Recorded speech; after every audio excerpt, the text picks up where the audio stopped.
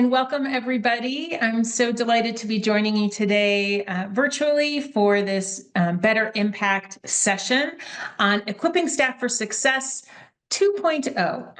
I am quite happy to be joining you virtually from my office in Denver, Colorado, and welcome to all of you from wherever you are tuning in. In thinking about this topic, one story in particular came to mind and I featured it in a recent blog with Better Impact as well, because it really seems to encapsulate or capture this idea of what do we need to do to equip staff and volunteers for success. And it was a time when I was working with an organization, a marine mammal organization, and I was interviewing dozens of staff and volunteers from a wildlife rehabilitation organization, Marine Mammals, as part of a comprehensive assessment. And I was really struck by a common theme that kept coming up as I was interviewing. My team was interviewing dozens and dozens of staff and volunteers, the volunteers who were part of a core of volunteers that was numbered well over 1,000.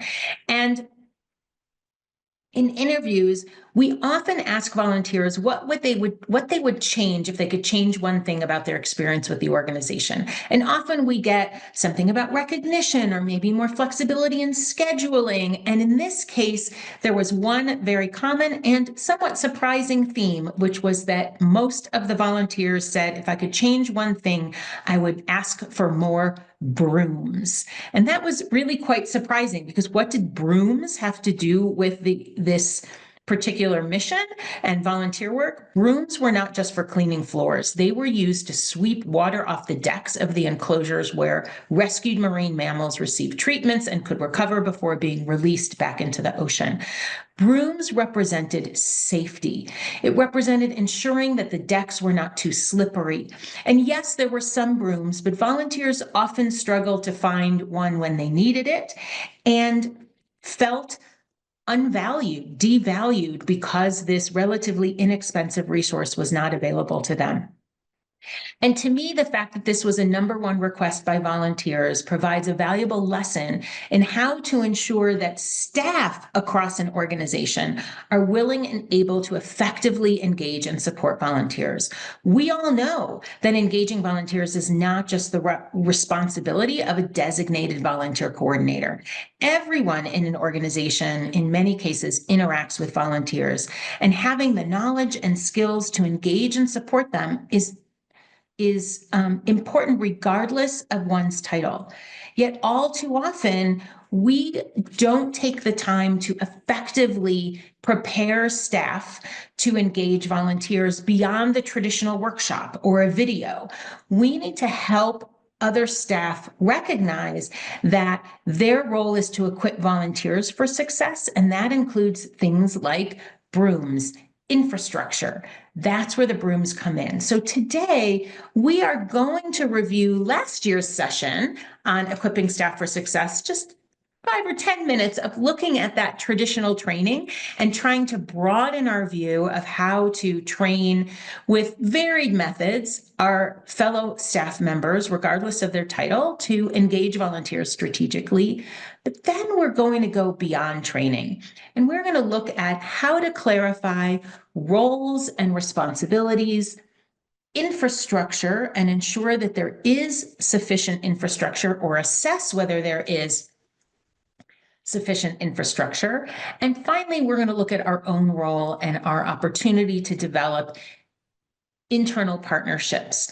And I'll leave you with some actions to take. And as I'm giving this little overview of the agenda, I'm loving seeing everyone in the chat, checking in on where you're coming from. A couple snowy Toronto Ontarians tuning in. I woke up to snow here in Denver as well.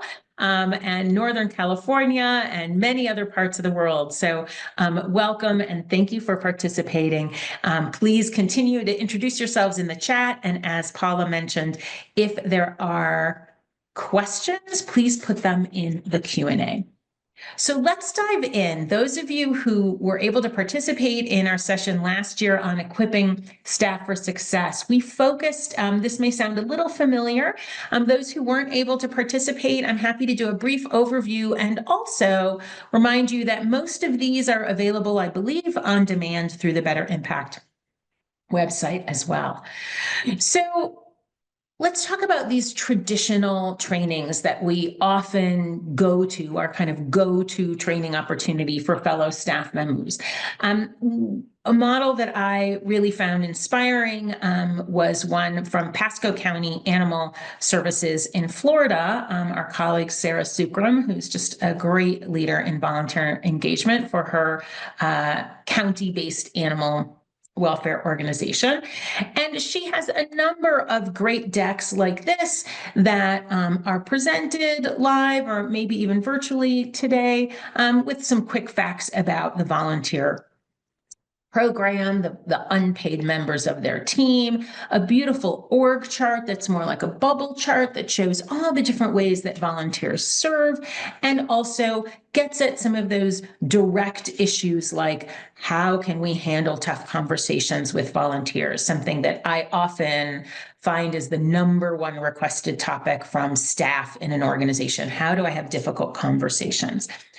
That said, as strong as this is, what really impressed me in working with Sarah and Pasco County Animal Services is that she goes well beyond these 1 or 2 hour webinars. She is able to effectively make the case to leadership about the importance of equipping staff for success, identify needs for training topics, design appropriate methods and job aids to equip staff for success, and then doesn't just end there, she implements and follows up. So these are 4 steps. Yes, Carol, Sarah is amazing.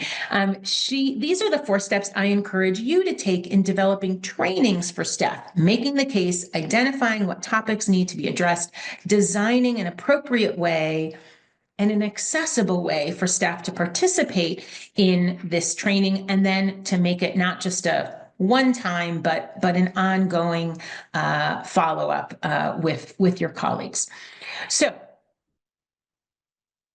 making the case. One of the things that Sarah said that really sticks with me is the idea of finding leadership's currency. What will convince leadership that staff would benefit from training and, frankly, from engaging volunteers? And in that case, one of them was about the staff time saved among vet techs if volunteers were preparing surgery packs for their veterinary procedures. That was finding that leader's currency to say, oh, I really should train and we should invest time in having our vet techs engage volunteers in this work. Then it's identifying the needs. Listen to what questions are coming up. Listen to what leadership is trying to address, and try to figure out from that what are the common themes and what are some topics we might need to address through training. And once you have identified that need, the big challenge is ensuring we're not creating opportunities that require our colleagues to drink through the proverbial fire hose. What is, through your training, through your job aid, through any of the other methods I'll share in a moment, what's the big priority takeaway? Do you want your fellow staff members to leave with a new understanding about how engaging a skills-based volunteer might help them? Do you want them to change behavior and, in fact, take more initiative in providing feedback to volunteers? Do you want them to comply with policies like you need to help report in our Better Impact software how volunteers are serving in your area? What is the one big idea? And let's limit it, whatever training we're developing or job aid, let's limit it to that one big idea.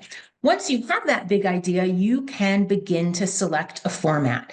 And I really encourage you to think, and last year we talked in depth about different ways beyond the 1 hour workshop. How can you incorporate training into new employee orientations, into new employee onboarding, Yes, how can you have formal workshops or less formal brown bags?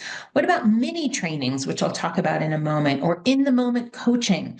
How about ongoing communications? When you send weekly or monthly reports, what can you incorporate into that in terms of tips and tools? And I have an example of that, job aids, or even having things on demand. So here are a couple examples. In a weekly email that Sarah sends out to her colleagues at Pasco County Animal Services, she includes a few tips like, think about, what does a first impression look like? Are we meeting the volunteer in the lobby? Do they feel that we're ready and expecting them? Think about how many acronyms we might have and use kind of insider language that might sound like jargon and not help someone feel welcome. How can we think about that? So these are just really helpful tips that are incorporated on a regular basis to communications. Another example I'd like to just review briefly from last year's session is the idea of mini trainings. About 8 years ago, we started getting requests from large organizations for whom we had developed a 10-part training series for their staffs or their national affiliates. They'd come back and say, Beth, could we maybe adapt this 10-hour training series to, say, a couple 20-minute or 8-minute little TED Talk style trainings? Basically, they were acknowledging that while these robust trainings were comprehensive and helpful, they were not accessible to their teams. So we began adapting trainings to what we call mini trainings, which I define as something that is 30 minutes or less. It's on one discrete topic, maybe one tool or one practice. And a big piece is that it's not about inviting others to come to you. It's about going to where they are, getting 20 to 30 minutes on an agenda of another division's staff meeting, and then building it into their existing meetings, maybe getting on that agenda on a quarterly basis and providing, instead of 1 2-hour training that you expect everyone to come to, take a year and do 4 20 to 30-minute sessions, each on a discrete topic, and ensure that there's a little follow-up. So mini trainings have become much more the norm among large organizations, from Red Cross to Crohn's and Colitis Foundation, things like that. And then my last suggestion from our 1.0 of training is to be ready at any moment to provide some coaching. This is about tuning into those teachable moments. And I suspect that if I asked any of you on this call, the almost 300 of you on this call right now live, to think about, what's that thing that you often observe fellow staff members doing or not doing that you wish you could address right away? Maybe it's not providing feedback. Maybe it's about providing feedback in a different way. So what are those teachable moments? And have in your proverbial back pocket a little mini coaching of one tip, one example that you can pull this person aside, not in front of other people, and say, hey, I noticed in this morning when after our volunteer huddle that, you provided some feedback, and I'd love to see how you thought that went. I have a suggestion or two that might make that be more productive for you and the volunteer involved. And you can practice it. I have to say, as someone who's coaching for many decades now, I still have some little outlines, little notes that I'll look at and kind of be able to pull out of my back pocket at any moment so that I can tune into that moment and provide feedback. So that is training. That is equipping staff for success. And it actually will feed into something we're going to talk about in a few minutes when we get beyond training, that really helps you reflect, or it positions you to be more than a trainer or a compliance officer, but rather a partner internally for your fellow staff members. So the last thing is to make sure that you implement this, whether it's mini trainings, formal workshops, emails and job aids, or in the moment coaching, that you set the tone with energy, that you're, you have a plan, but maybe are ready to pivot if circumstances demand, and that you follow up. And this can really equip you to be an effective partner to your colleagues. That said, and goodness knows, in recent years, we have seen the demand from, well, across all different organizations, I'll say, maybe not the demand, the need for training fellow staff to skyrocket, because we continue to see really high turnover among nonprofit and other public sector organizations among their staff members, which means that we are losing a tremendous amount of institutional knowledge and culture around how to engage and support volunteers. When we do that, it's incumbent upon us as leaders of volunteers, as leaders of organizations, as leaders of engagement strategies, to ensure that our fellow staff members, new or even veteran, have the tools and competence to effectively partner with volunteers. And yes, providing trainings is a piece of it, but it's not the only piece of it. If all we do is provide 2-hour trainings or 1-hour webinars or even a full day in service, what happens the other 364 days out of the year? And are your staff members, are they in an environment that is ripe for effective engagement? They may have the competence, but if volunteers don't have enough brooms, as per my story earlier today, then there's still challenges in getting the work done, in ensuring a safe environment, and in this case, in feeling valued among the volunteers. So what can we do to equip our fellow staff members for success beyond training? The 3 things that we see come up as we work with organizations, mostly across North America, are the following. Is there clarity around roles and responsibilities? Is there sufficient infrastructure to support the engagement of volunteers? And finally, how can we nurture a culture of partnership internally across the organization? So I'm going to jump into that in a moment, but I did notice a question. Thank you for using the Q&A. So I want to honor that and answer that question that I just noticed. I know it came in about 8 minutes ago. This has to do with identifying needs for training. How do we identify a need? Does it come from surveying volunteers and staff? And the answer is it can come from surveying volunteers and staff. It also can come from you tuning in to what you're hearing. So you can, we often, when we're doing assessments with organizations, we have surveys that go to staff and it asks them, are you responsible for onboarding volunteers? And would receiving training on how to onboard volunteers be helpful? Are you responsible for recruiting volunteers? Would receiving training on how to recruit volunteers be helpful? Do you provide volunteers feedback? Would receiving training on that? So that's one way, through surveying staff.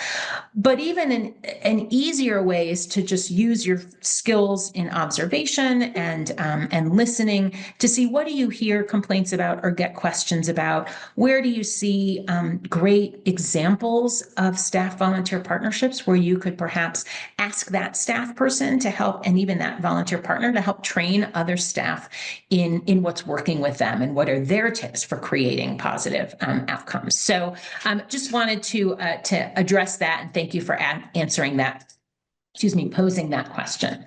So let's talk a little bit now about the first of these 3 things that we often see coming up as a gap in your colleagues' ability to effectively engage volunteers. And that has to do with roles and responsibilities. This activity that I'm going to share, or this scenario, is probably the most common one in recent years that I have in coaching organizations, whether they're individuals or whole teams. And that is to take the time to really consider and outline what the life cycle of the volunteer will be. How does a volunteer go from someone interested in a position to truly being an engaged volunteer at your organization? Beyond that, what's the desired experience? What do we want them to be experiencing? And at the same time, what are the varied staff members' roles in each of these steps? What resources do we need to make this happen? Technology, funding, policies. This is where you can think about things like how quickly do we want to be responding to inquiries and whose responsibility is it? These are vital questions. And as a visual person, what I tend to do is work with organizations and encourage them to actually create a flow chart around this. How is a role developed? What is your role as presumably a leader of volunteers? Maybe you're the CEO of the organization as well, or you're also a director of development. What's your role? And what's the role of the staff members or department leads where volunteers will be serving? Who handles recruitment? Who's involved in screening? And where are the kind of go, no-go crossroads here? This, excuse me, this can be very helpful in identifying gaps in resources and infrastructure, as well as in clarifying roles. So here's like an excerpt from one organization.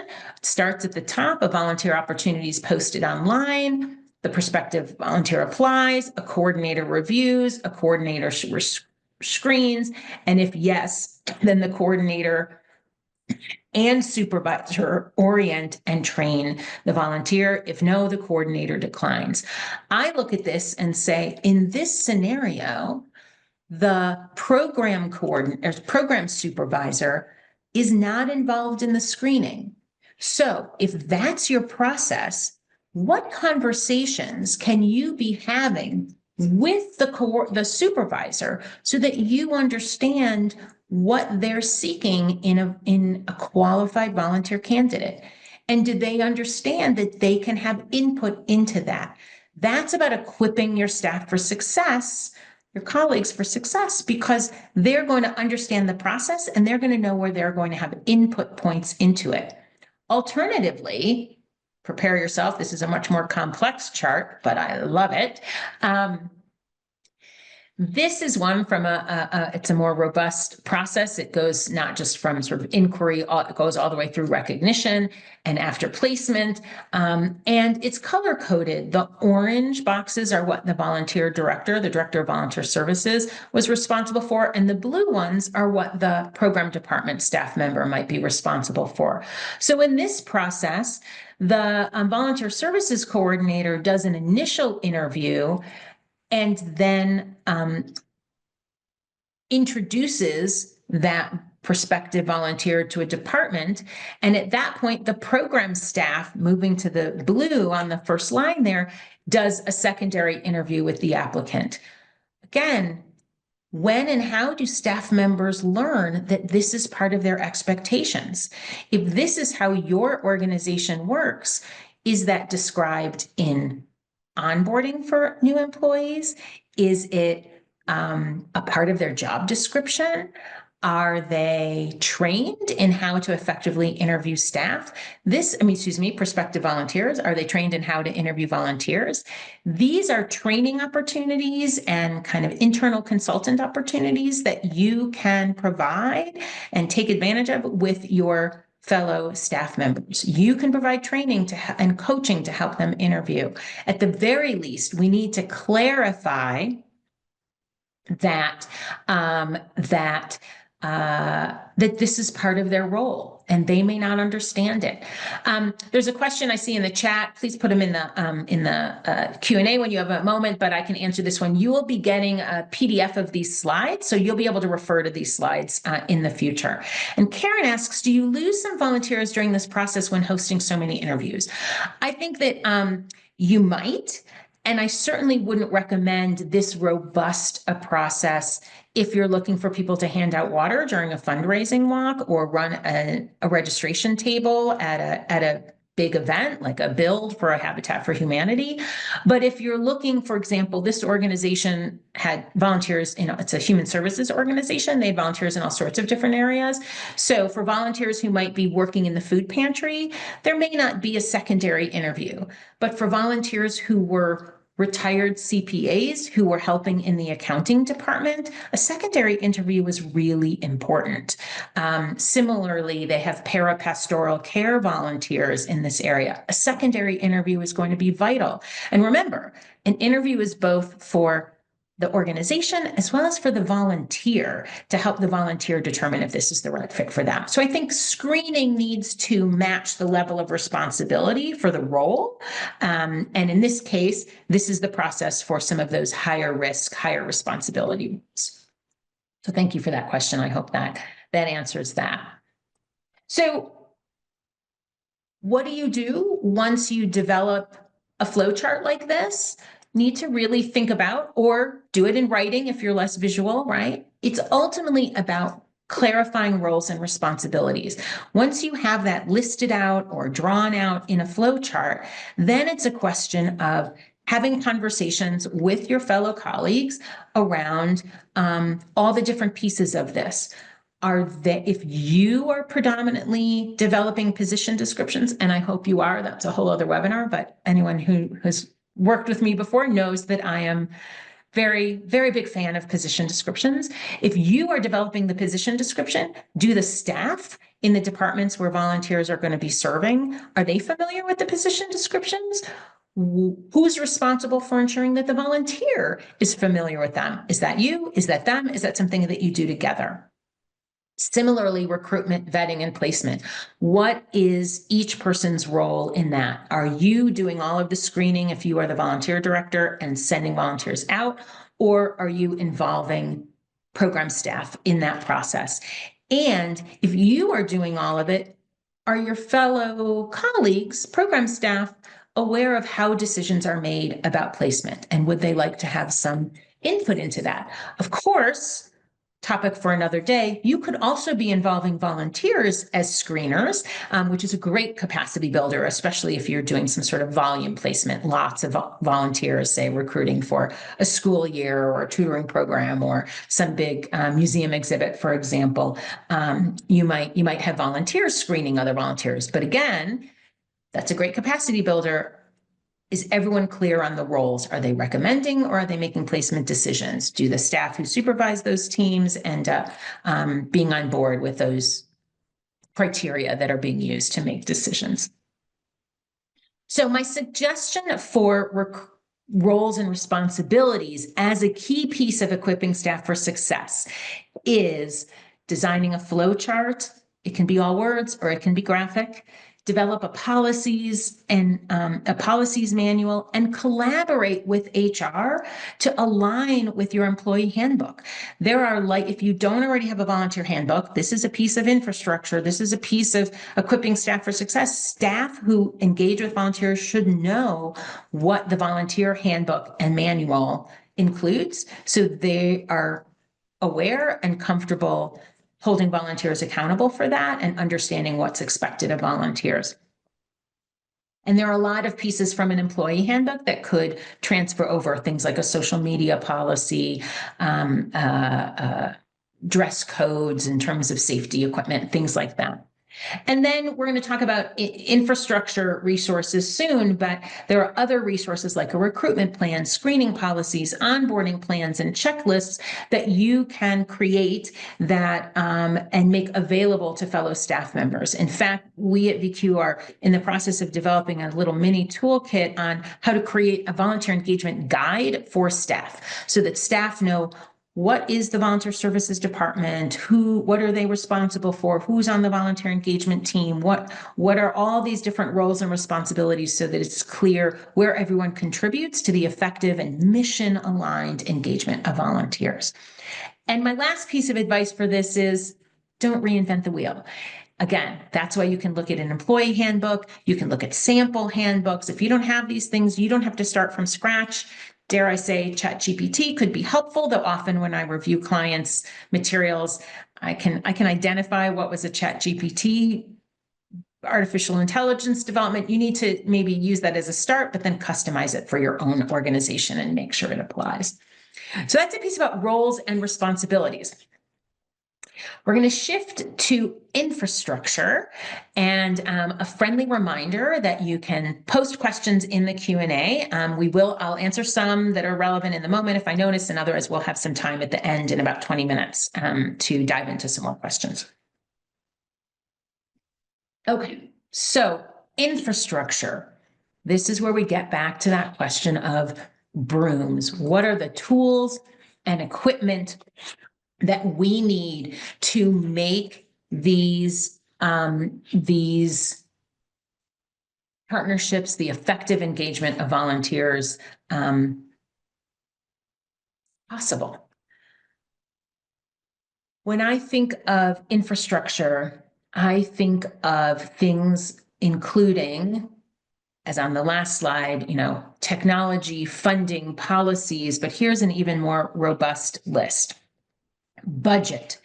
Is there a designated operational fund to support staff, the office equipment, program supplies, training, technology, hardware, and software for engaging volunteers?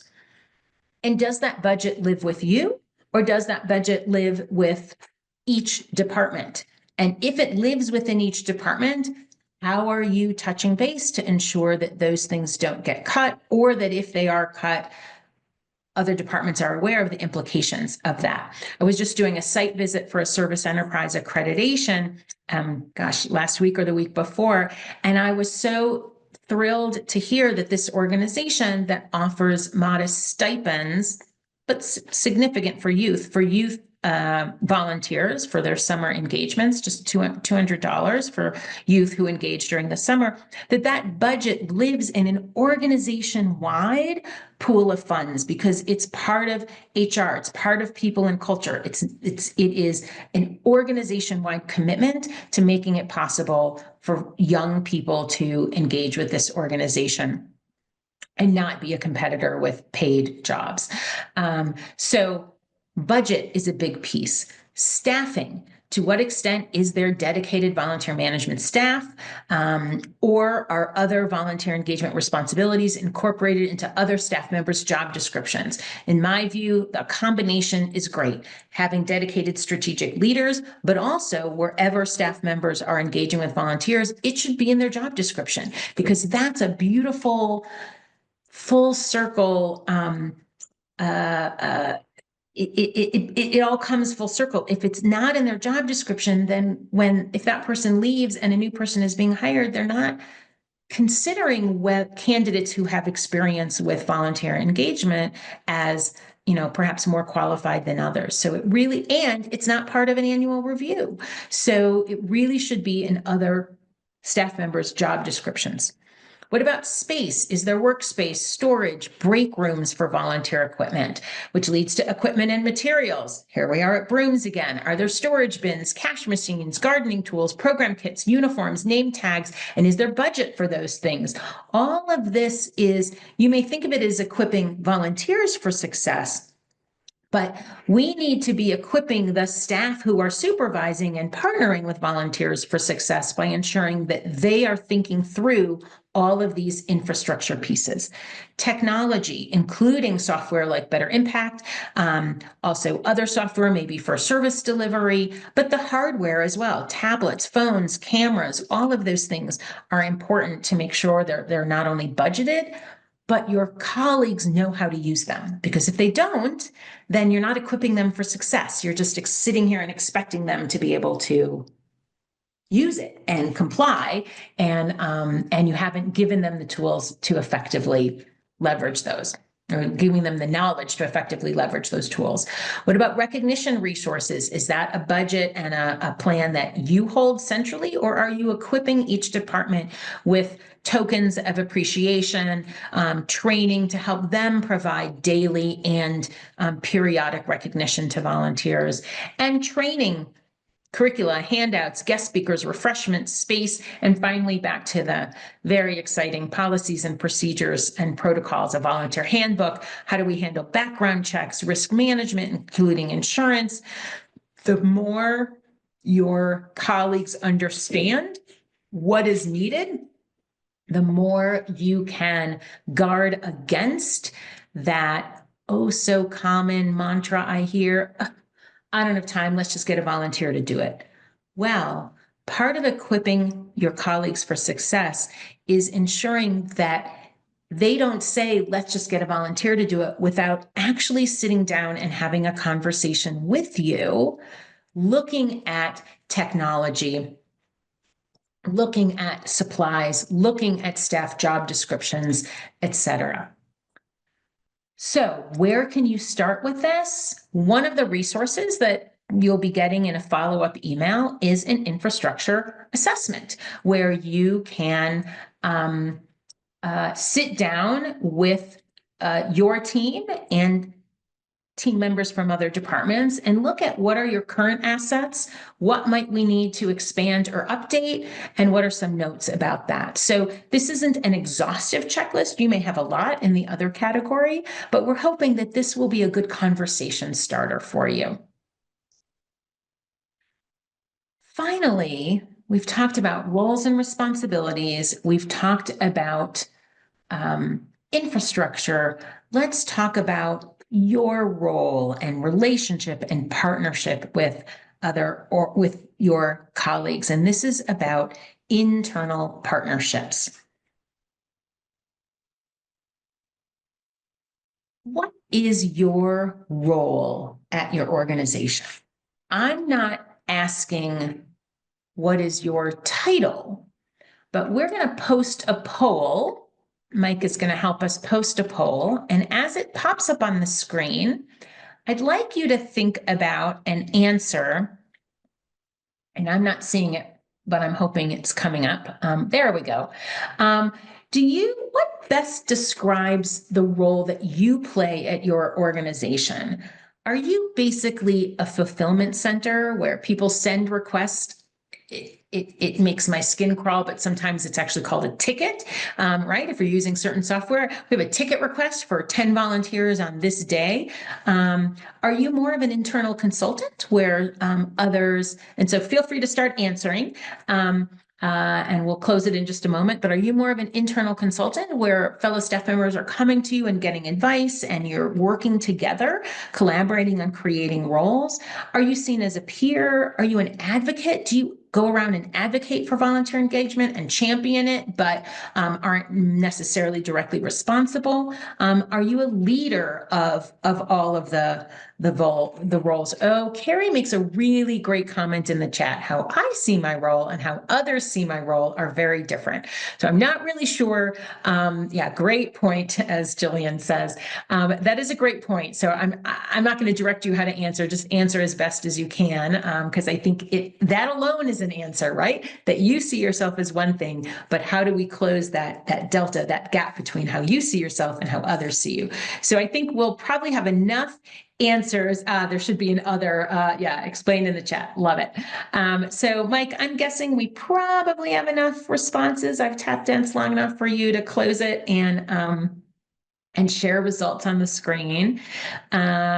So my first reaction is, right, we're all over the map here. We have a lot of different answers, ranging from 4% saying peer all the way up to 41% seeing leader. I'm delighted that nearly half of you see yourself as a leader, but I'm also seeing that others often see you as a fulfillment center. That is that myth that many program staff have, that you have access to some magic Dr. Seuss-like machine in the basement and can just enter some, push some buttons and out come 10 yellow fluffy matching volunteers who are available, tomorrow for the shifts that you need, right? That's a challenge. But the question really is, I love seeing we have internal consultants and leaders, more than half of you see yourselves as both of those, but how can you position your defrost volunteers from the freezer? Love it. Okay, I think we can close this out. And if Mike can't close it out, then you can just press close on your screen. I think the real question is, how can you move beyond being viewed as a fulfillment center and really embrace more of the complexity of your role. So I have a short story to share from Islamic Relief USA, which had a really interesting way to shift their role with their programs department. Islamic Relief USA had, prior to 2020 or up through 2020, predominantly been engaging volunteers in episodic opportunities. They called them meal packs. To help with food insecurity and in fundraising. But what was interesting is as they began developing a more robust strategy and higher level roles for development and all sorts of other areas, there was one surprising department that was still resistant to engaging volunteers. And of all of them, it was the US Programs Department. It was the one that actually provided programs here in the United States. And that would normally be for a humanitarian organization where many people would assume that was the most likely place for volunteers to serve. So their then National Director of Volunteer Engagement, Saeed Dara, went and had some conversations, positioned himself as a listener, as a peer, not a compliance officer, not a, you need to fill out these forms and you need to track this data in our system. Instead, he sat down and listened and said, what's up? Why aren't you engaging volunteers? And the answer was that essentially the program staff didn't want to screw up.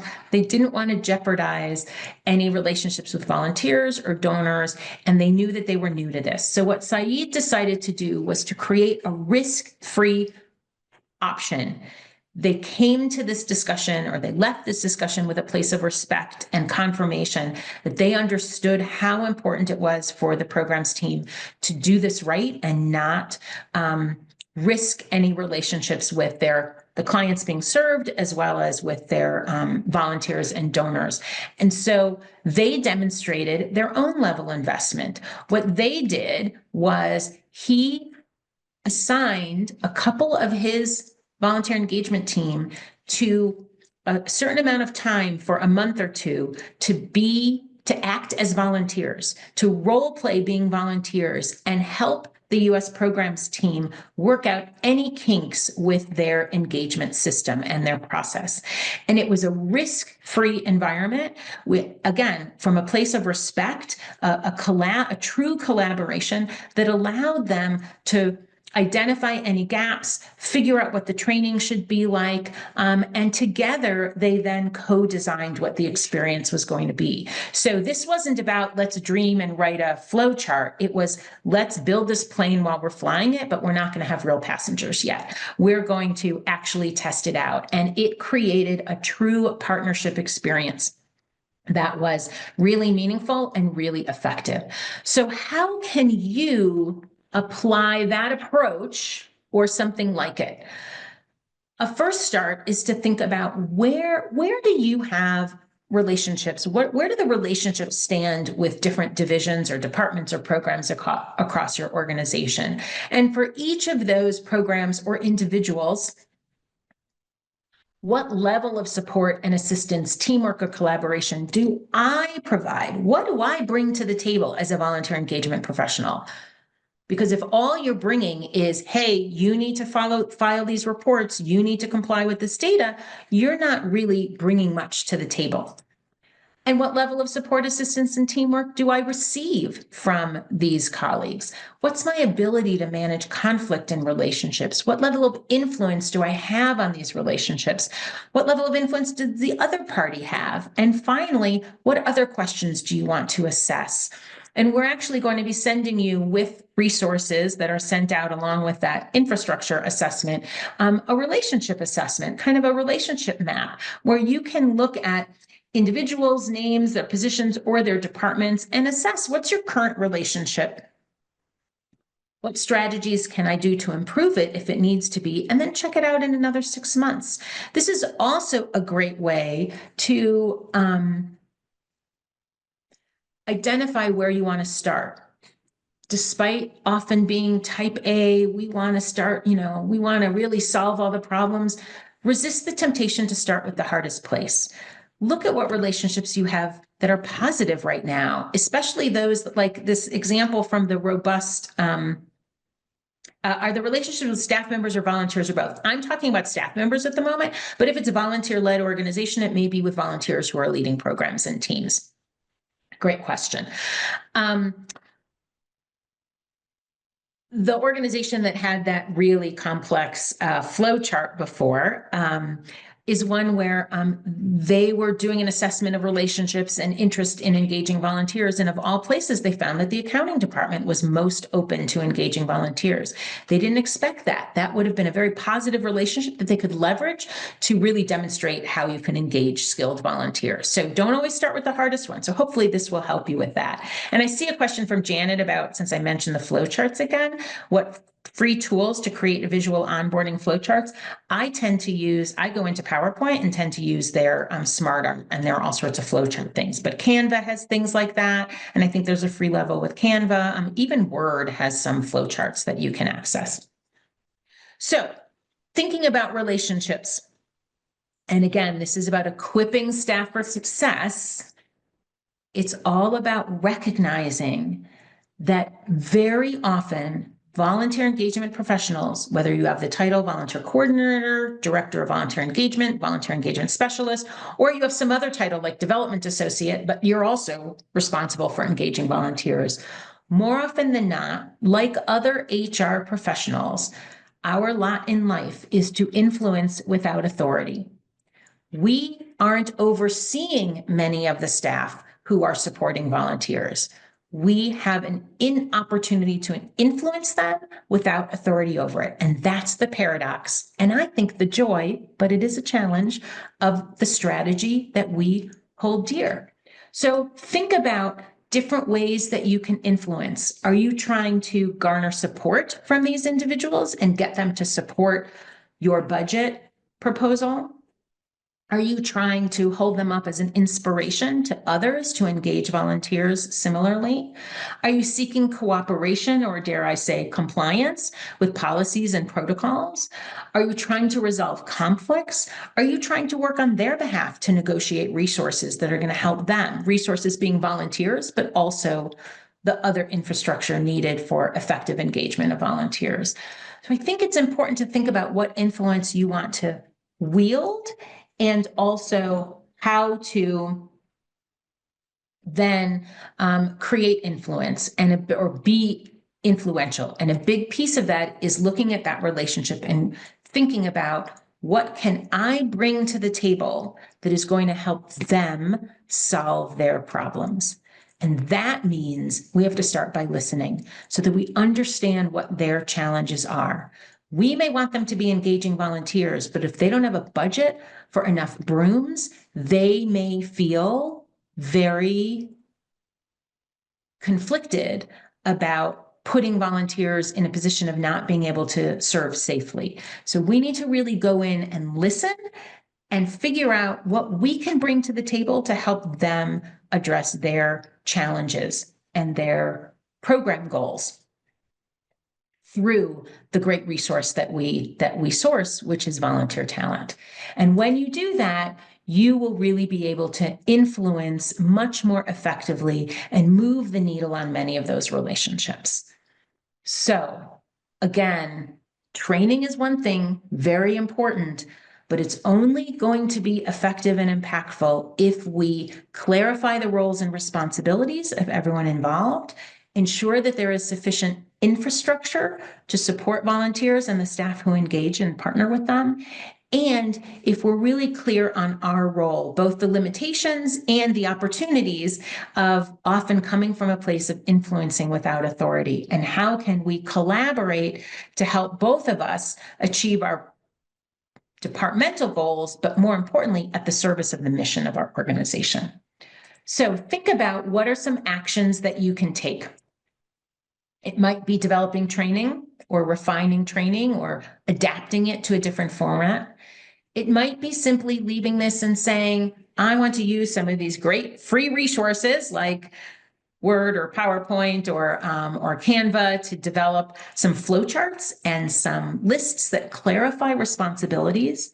It might be really having a hard look at what infrastructure we have in place, or it may be looking internally at your own role and trying to figure out how can we close that gap between the way we see ourselves and how others see us. And that they may integrate. If others are not understanding that we're here as an internal consultant, as a peer, then maybe that's about clarifying that in new employee orientation, and making sure that they understand what our role is. It may be providing tools and role clarity, but whichever window appeals to you and kind of strikes you as a place where you can begin to make some change, I encourage you to do so. And maybe take this moment as we're about to pause for questions to just jot down an idea or two and make a commitment to one action that you can take in the next 3 months to really equip your colleagues for success, which may be starting with yourselves. How can I equip myself to be a better internal consultant and champion for volunteer engagement? So with that, I am going to look at some questions, and I'm going to encourage you to continue putting things in the Q&A. And Paula, feel free to jump in if you want. It looks like it's a pretty manageable list. So I'm going to start by, I'll turn it over to you in a second, but I'm going to start by encouraging someone about half hour or 20 minutes ago said, what suggestions do I have for volunteer engagement? That's an enormous question. And so I feel like I might be missing a key piece of what you're looking for. So if you want to rephrase that, feel free to put it in again with a little more clarification. Are you asking about roles that volunteers can play? Or it's a very broad by my interpretation. So other than that, Paula, is there one in particular you'd like me to jump in on? Yes, Beth. Jen then asked, how can we successfully retire volunteers? So great question. I'll try and be brief. First of all, to me, that starts with expectations for volunteers. What exists, position descriptions, onboarding, and regular reviews of volunteers to ensure that they are able to safely and effectively fulfill the responsibilities for which they are engaging. And so I'm assuming that there's a desire, Jen, to retire volunteers because perhaps they're not able to effectively fulfill their obligations. So I think it's really important to set that up so that you have a reference point. If there's no position description, if there's no handbook, if there's no policy manual or sort of job aids, then you don't have a reference point to say, I don't think you're able to fulfill these obligations. An alternate interpretation might be that you have volunteers maybe in an auxiliary or in some sort of council where they're in positions and they're not creating space for new leaders to emerge. And in that case, I think tenured position or, what's the word I'm looking for? Like limiting term limits, that's the word, would be helpful so that there's an automatic space for new volunteers to come in. You also might consider creating an emeritus status, which could be appealing for those who don't want to leave the whole community, but aren't really able to fully serve. So those are a couple ideas, and I hope that helps get you there. Yeah, what's next? Paula, feel free. The next question is from Rachel. Any ideas for encouraging staff to lead and engage volunteers in a unionized environment where we cannot define the staff as a supervisor of volunteers? Oh, interesting. You can't define. So I have worked in and with unionized environments where there was an expectation that what volunteers could do is really limited because it could threaten staff roles. You have an interesting spin, which is that you can't technically call staff members supervisors. First, I would have an explicit conversation with union leadership so you can understand what is within union policy. Can you call them supports? Can you call them partners? So that you're not overriding union hierarchy in terms of job architecture. So I would have a conversation with them. And then I think it's about articulating, again, roles and responsibilities. If staff can't be supervising volunteers, are they supporting volunteers, but you're having the supervisory or someone else is having supervisory responsibilities. So I'd start with union leadership and your HR department to clarify and get creative, but also be really transparent about it. Paula? Yeah. Stephanie's question. When creating training modules for staff, what topics would you recommend as a starting point that will be of interest but not scare staff away from taking the trainings? Right. A great question, Stephanie. Thank you. I would start with an overview. This may not be the snappiest of ways to say it, but basically it's an overview of volunteer engagement and how volunteers can help you. How can volunteers help you do your job, right? So this is about positioning this as helping them solve some issues or problems. So I would start with that sort of pitch, with an overview of how volunteers engage with the organization and what your role is as a support for that and a facilitator of that process. And then through that conversation, you might also find out what are some challenges or what are your fears or concerns about engaging volunteers, and what are some myths that you can then bust or address through future trainings. Like, even by show of hands, how many of you think you can provide feedback to a volunteer? Maybe how many of you think we could actually release a volunteer or fire a volunteer? Okay, so maybe in our next training, we'll talk about accountability and all the roles, the ways that we all can work together to ensure that volunteers can be held accountable. So that's where I would start. Looks like we have about 3 or 4 minutes left. So another question or two. Yeah, I have a question. It says, I would like to know how many different roles are filled by volunteers at the various organizations. So she's looking for, some number. The number Oh, of goodness. we are called upon to manage affects so much of my job as an engagement manager. We have nearly 50 existing roles that volunteers fulfill regularly, as well as specialty event or one-time needs. So what I think is underlying that is there an industry standard for the ratio between number of volunteers and staffing? And there is no industry standard for that. And maybe I'm interpreting too far. I mean, there are organizations range from, having just board members as volunteers or a handful of volunteers to having thousands and thousands and hundreds of thousands of volunteers. And obviously, dedicated staffing will often go up with those numbers. But what I'm hearing is that you're feeling pinched by maybe being a department of one or a program of one and having over 50 different roles. Oh, thank you. Someone's answering. We have 12 staff and 2,000 volunteers, and we need more. So it really depends on the nature of the organization. That ratio really varies. And there are all volunteer run organizations with no dedicated staff. But what I'm hearing is maybe it would be helpful to do a little audit of all the volunteer roles that you have. Is it efficient? Are there some that maybe should be sunset and others that could be combined? So that, and the other piece I would say is, where can you be engaging volunteer leaders to build your capacity? So volunteer leaders who can lead teams of volunteers and build capacity in that way. So hopefully there's a nugget in there that's relevant. And do we have time for one more, Paula, or are we all set? Yeah, I think one more. How can we convince staff to try a volunteer position that didn't go well in the past, but would have more support this time around?